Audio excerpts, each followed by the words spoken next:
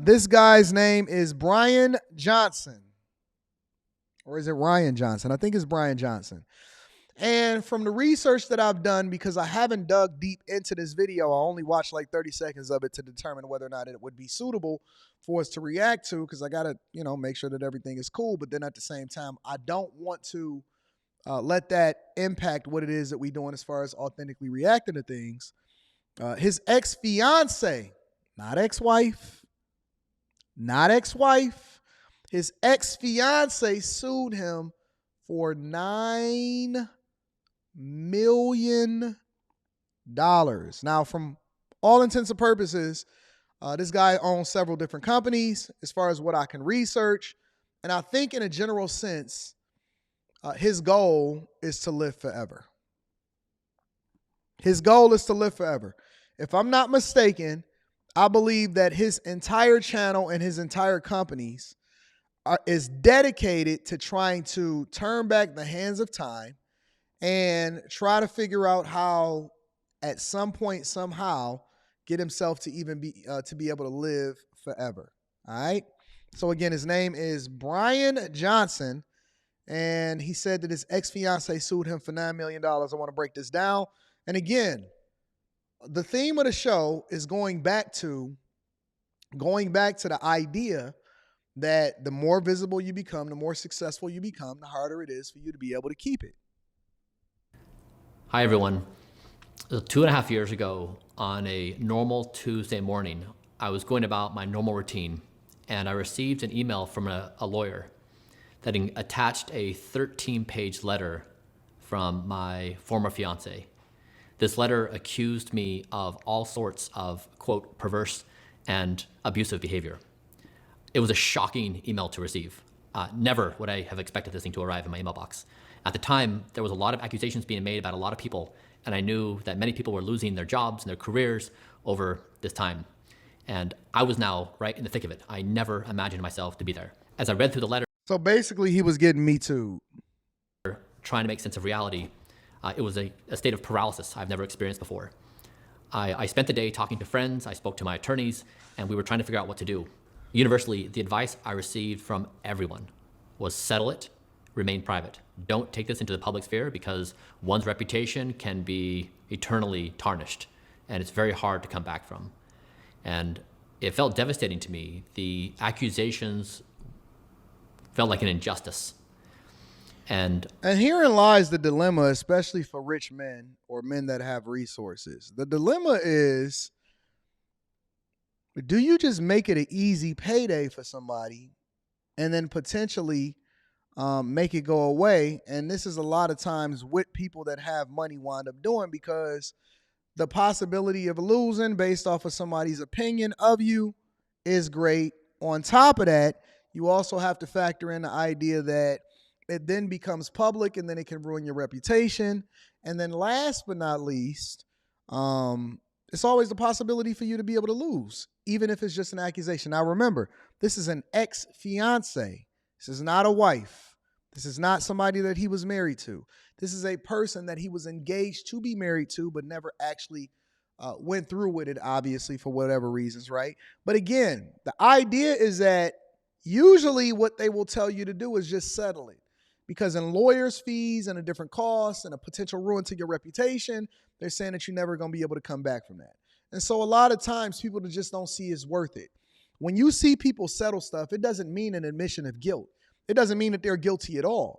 It means that they're making a strategic decision to make sure that they protect themselves, their business interests, and the people that surround them that may have some vested interest in them being successful. Also, maybe they have some interest in your company or whatever, so on and so forth, right? But the idea a lot of times that people don't really understand is that men are under duress, even if they're not necessarily going to jail for it, because people are coming for their resources. Correct, Yakar. It is literally a version of extortion. I went to bed that night realizing that this was one of the most significant moments of my life. That even though this was commonplace in society, it was happening everywhere, and it would have been easy to settle, it just didn't feel right to me. And I went to bed that night wondering what I should do. And the next morning, I woke up, and I felt a firm conviction that I needed to stand up for myself. I needed to take this course. And now 2.5 years later, it has finally wrapped up.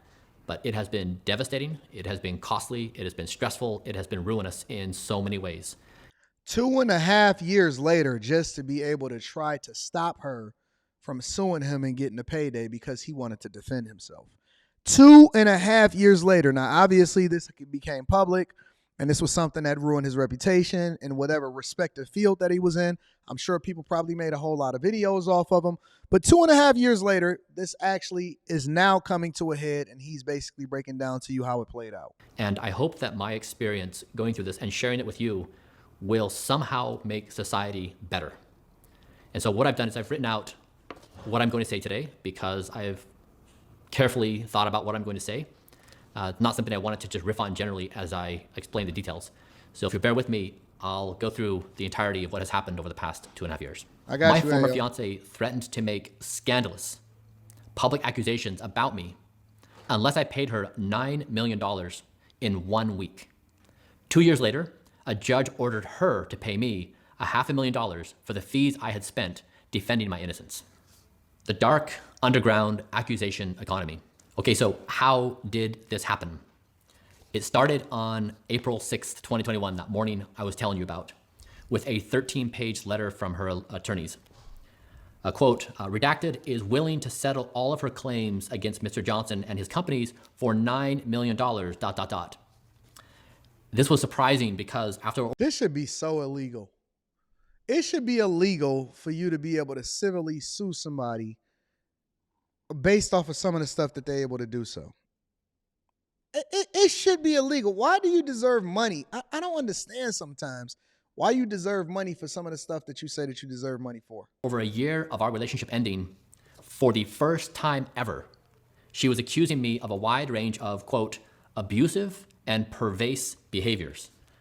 Through her attorneys, she threatened to make her allegations public if I didn't pay her that $9 million in 1 week. Receiving this, WTF. What claims? What wrongdoing? Is this April Fool's? Am I being punked? I am so confused. This is a person whom I'd once had the most beautiful relationship with, and now she was unrecognizable to me. This is the person, again, the person that you lay next to could quite possibly be the most devastating or blissful situation that you've ever, it is the most important business decision that you ever gonna make in your entire life. The person that you, remember, Julian Brown, you said you happily divorced, cool. He wasn't even married. This is an ex-fiance. Fiance. The person that you lay next to, he never got married to her, could quite possibly be, and I've been saying this over and over and over again, and I've been beating it to y'all head. The person that you lay next to is quite possibly the most important decision that you're ever going to make in your entire life. He said that they shared some of the most awesome, blissful moments in their lives together. I double-clicked on the email and I started reading the letter, and the contents were shocking. I felt paralyzed. What was even more shocking was that my fiance and I had signed a separation agreement a year earlier when ending our relationship. We both agreed. What the heck is a separation agreement? Now we've gotten to the point in society where if you got resources, or even if you don't have resources, you now have to sign a separation agreement with an ex-fiance? A separation agreement, which means she probably got a bag then too. Agreed to walk our separate ways. It was clear that she and her attorneys were gambling that they would put enough pressure on me of my reputation being tarnished publicly that I would pay up and settle privately. She was emboldened by lawyers, blinded by their greed to take advantage of her vulnerabilities and exploit my wealth. After over 6 months of threatening to destroy me with more serious allegations in her, quote, podcast, a book deal, and a potential TV series, the attorneys who sent the demand letter never filed a complaint or produced a single piece of evidence to support the allegations. Then she got new attorneys. Seeing that threats alone were insufficient, they filed a case in court and tried to make me look like a monster. I successfully moved part of the case into arbitration, where we had agreed to resolve any disputes. As their legal losses mounted, they became increasingly unhinged in what they were willing to say. Sadly, global media ate it up. On March 31st, 2023, after extensive motions, depositions, and discovery, the arbitrator dismissed all her causes of action that had been referred to arbitration and ordered that my accuser pay me $500,000 to reimburse attorney's fees I'd been forced to spend defending my innocence. So let's break that down for a second, though, y'all. Because a lot of people are saying, well, if I'm innocent, then I wouldn't deal with it in the first place. Again, let's take into consideration the costs. A, you might lose. B, he just so happened to be a millionaire. C, it cost him $500,000 at least. The only people that win here are the lawyers, because there's no guarantee that he's actually going to get paid or that she has the resources to even be able to come up with that type of money in the first place. Just because you get awarded it don't necessarily mean that you're going to get it. Over a half of, that means you got to have resources to even be able to fight back. Even to be able to protect yourself, first you got to have resources. The ruling and award were confirmed by an active Superior Court judge on September 29th, 2023. After years of litigation, the corroborating evidence my accuser had of any of my accused wrongdoings, nothing. Not a single thing. In considering my accuser's attempt to invalidate the separation agreement she had signed, the arbitrator, a well-respected retired judge, pointed out that my accuser's, quote, undisputed conduct and testimony refute her claims. In other words, my accuser's own evidence contradicted her own story.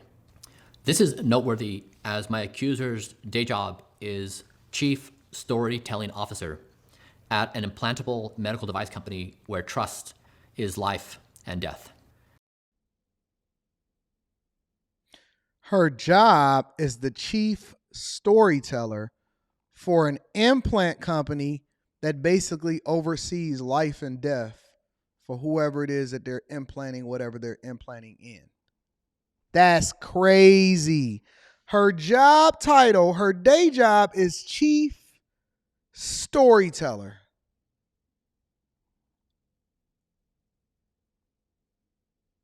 That's crazy.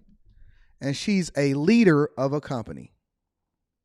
You can't make this crap up. This entire thing has been bizarre and surreal. My accuser's attorney were sanctioned by the judge, a severe reprimand that courts reserve for truly egregious behavior, for making, as the judge wrote, quote, serious allegations, factually and legally baseless and frivolous, unquote. Her lawyers were ordered to pay the court a fine of $2,500. In our settlement discussions, I insisted her attorneys pay some of what she owed for their complicitness. It would have been so easy to relent and quietly make this go away. That's what nearly everyone does, but I am not guilty, and they gave me no choice but to spend 2 years litigating to defend my innocence. Giving in and paying up would have been an injustice to me, an injustice to society, enabling this twisted practice. This legal fight was ugly and awful, honestly the worst. The most hurtful part of the whole ordeal was that she spoke about our relationship in ways that were unrecognizable to me. For example, when she was sadly diagnosed with a serious health condition, I rearranged my life and worked beside her nonstop to beat it. We flew around the country together, exploring clinical trials and meeting with doctors. Together, we conducted extensive research into additional therapies and tests. It was our shared, omnipresent focus. When tests showed that she was in the clear and it was time to celebrate her new lease on life, who was the one person in the world that she invited to be by her side at this sacred event? Me. Yeah, the person that funded this expedition for her to travel all around the world in order to make sure that you cured her. You paid for her to be bossed up out here in these streets and for her to be straight. And the minute that she seen you as food and you no longer served the purpose, she wanted to pay out. She wanted to pay out. My unwavering devotion to her well-being. The case is now wrapped and behind us. This time with a promise that she won't sue me again. A provision the previous agreement didn't have and which allowed her and her attorneys to weaponize the legal system for over 2 years. Their strategy was to inflict maximum pain and suffering on me so that I would pay up privately. They miscalculated my tenaciousness and resolve, and their strategy backfired, inflicting collateral damage upon themselves. One of her attorneys is no longer with that firm, and my accuser's health sadly deteriorated within the blast radius of her own creation. My accuser has been astonishingly pernicious. Nonetheless, I choose again to support her as she works through her health and well-being. And this is why we call it simps. And this, ladies and gentlemen, the love that we as men have for people, humans, in society is one of the reasons why we are called simps. You always ask me, well, Anton, why do you use that word? Or why is society using that word so much? It's not a talking point. It's real. A person that tried to ruin your life publicly and privately and financially, when you supported this person, is the very person that you sitting here saying that I still support. This is why you're called a simp.